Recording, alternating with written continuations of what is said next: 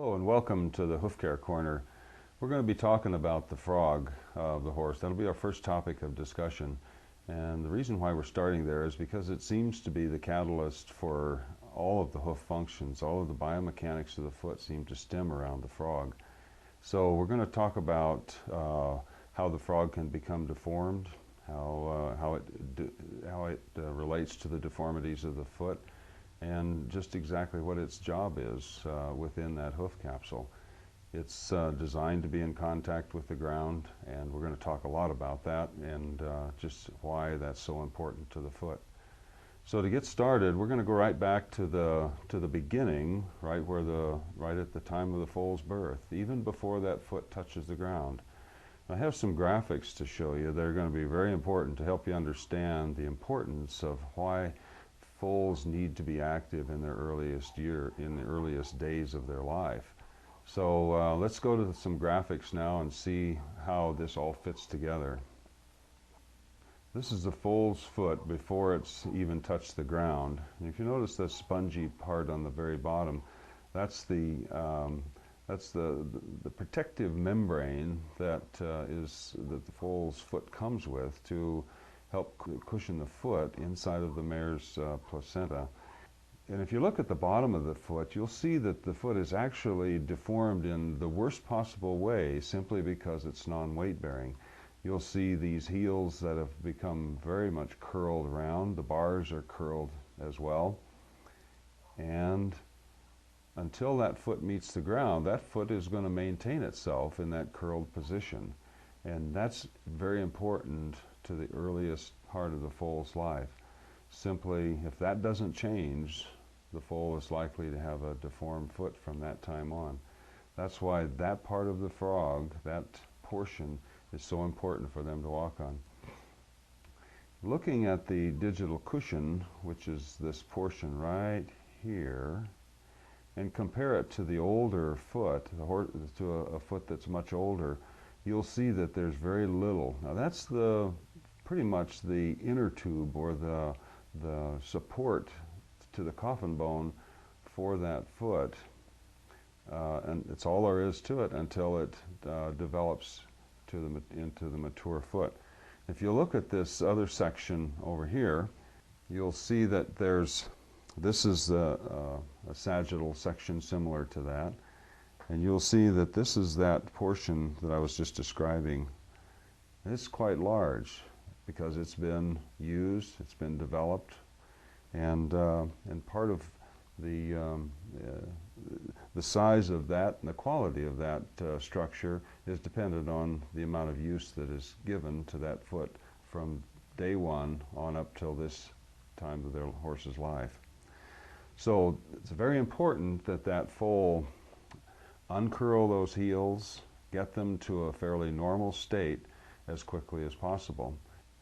This is a foal's foot that is about 8 months old, and you'll see that the digital cushion, this mass right here, still isn't as large as it would be in the adult horse. But look at the size of that frog. This is really just a very normal foot, and you can still see at this 8-month-old age how small the digital cushion is and how reliant that foot is on the frog for its support. We feel very strongly that in the first hours of a foal's birth may be the most important time for them to help with realigning the limbs, help with the early development of that foot, get that frog on the ground, and start to spread those heels out, to uncurl them and make them what they truly were intended to be. There's other things, of course, that are important to the foal's life as well. And a lot of times in our modern day horses and the way they're raised, they don't get a chance to interact with each other, and we find that's a very important aspect of this foal development as well. Because they play, they encourage each other to be active, and even though they may be alongside of their mothers in the pasture, they still play a lot together, just like youngsters do. So it's very important to get this interaction mentally, physically, and for foot development as well. And if you look at the life cycle of the foal as they're in the wild, for instance, and you'll know that you have to know that their existence is more at risk at that time of their life before they even hit the ground, simply because there's an afterbirth with every foal that's born. Every predator knows that there's going to be a pretty much a free meal with every foal that's born. And if they happen to be there at the most opportune time, they could get the foal and could get the mare. So it's a risky venture to have a foal in that environment. So Mother Nature has made it possible for these foals to get on their feet quickly and get to a safe place, which usually is 1 mile or 2 miles away. This oftentimes happens before the foal even nurses. So for the sheer existence of the breed, they get to a safe place, and it's with that trek that the foot is stimulated. There's nerves within that foot that help to stimulate the muscle groups that help to straighten the legs, as well as develop the foot in the earliest stages.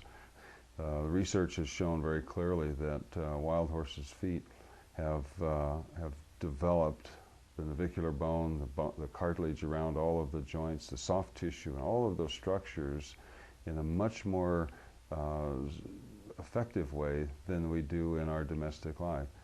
I don't know as that we'll ever be able to completely match that. Maybe it's not important to match that hoof type, but nevertheless we still look at that as a model, and from that we glean a lot of good information that may be missing in a lot of our current knowledge about how we think that foals need to be raised. One of the things that we look at is the foot in that early stage of its life. And if you look at that baby foot that grows from the hairline, it's much different texture than the foot is in 6 months once that's gone.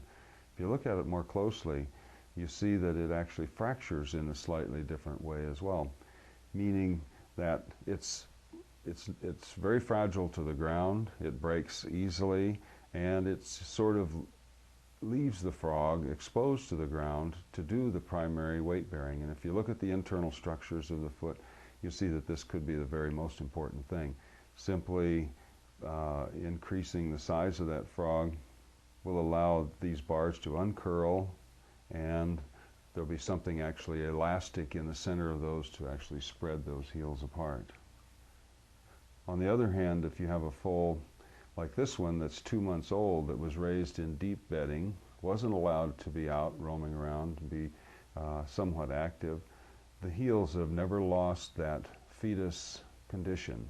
They're still curled around, they're still trapping that frog, and any amount of movement of ground support, any pressure that this horse puts on his foot is forcing those heels together.